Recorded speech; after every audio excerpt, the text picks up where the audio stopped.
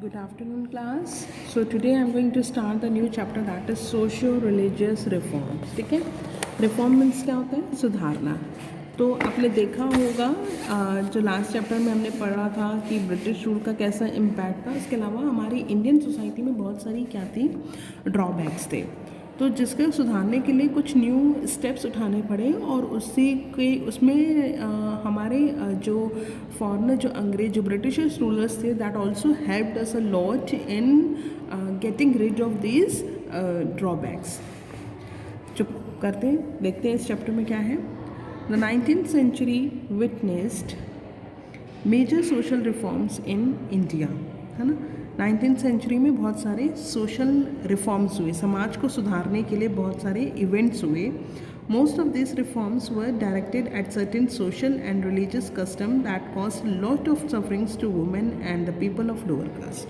जितने भी मतलब उन्होंने क्या बोलते हैं रेवोल्यूशंस हुए, जो रिफॉर्म्स हुए, स्पेशली किसके लिए थे? वुमेन की कंडीशन को सुधारने के लिए और as well as the lower caste के पीपल को सुधारने के लिए सारे रिफॉर्म्स किए गए. अब देखते हैं वो कौन कौन से थे, क्या क्या थे ऐसी प्रॉब्लम्स जिसको सुधारा गया. सबसे पहले तो देखते हैं फीमेल इन्फेंटिसाइड, यानी कि आपने सुना होगा कि कन्या का भ्रूण में ही हत्या कर देना.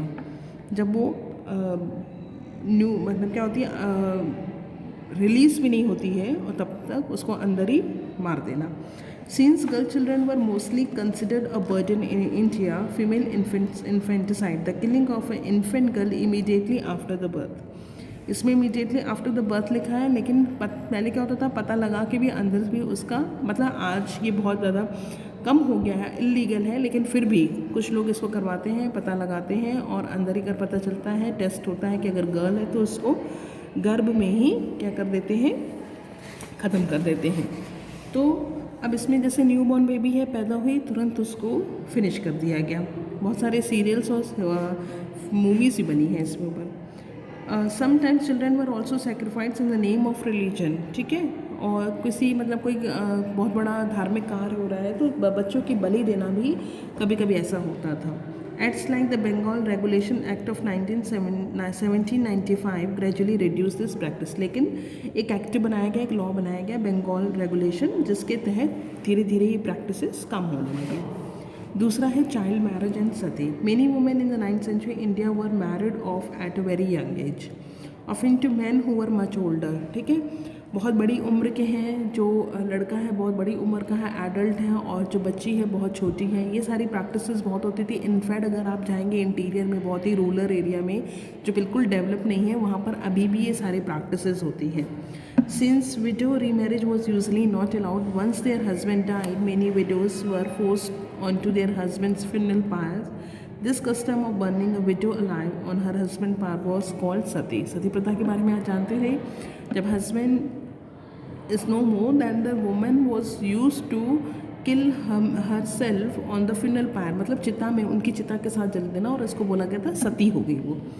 By the 19th century Sati had become a common practice in some part of India. और पहले बहुत ज़्यादा था और फिर 19th century तक आते बहुत ही कॉमन होने लगा इंडिया के कुछ पार्ट्स में. फिर देखते हैं widow remarriage. In many parts of India were in upper caste Hindu families were not allowed to remarry. ठीक है, this women were treated very badly and force to live a life of great suffering and denial. मतलब जो widow हो जाती थी they could not live the normal life. वो normal life नहीं होती. They were treated like a very rejected और neglected kind of a person.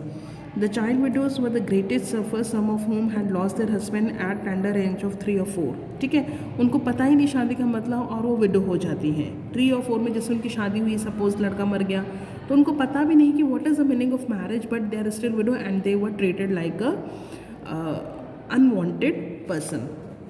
Many social reformers fought to legalize remarriage of widows. ठीक है, फिर बहुत reformers आए, बहुत सारे जो महान नेता आए, उन्होंने इस बात को समझा और लोगों को बताया इसके बारे में.